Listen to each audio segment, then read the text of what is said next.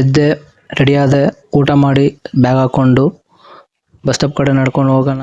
Time ಆಗಿತ್ತು, ನಾನು ಹಂಗೆ ಫಾಸ್ಟ್ ನಡ್ಕೊಂಡು ಹೋದೆ. ನೋಡ್ರಿ ಯಾವುದು ಬಸ್ ಬಂದಿಲ್ಲ. ಸರಿ ವೆಯ್ಟ್ ಮಾಡಿ ಒಂದು ಬಸ್ ಬಂತು.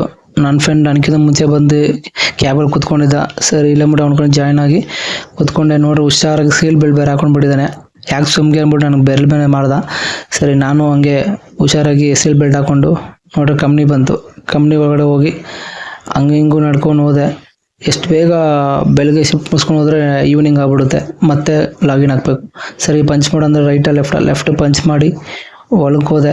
ಒಳಗೆ ಹೋಗಿ ಇಲ್ಲೋದ್ರೆ ಲಾಕರ್ ರೂಮ್ಗೆ ಹೋಗ್ಬೇಕು.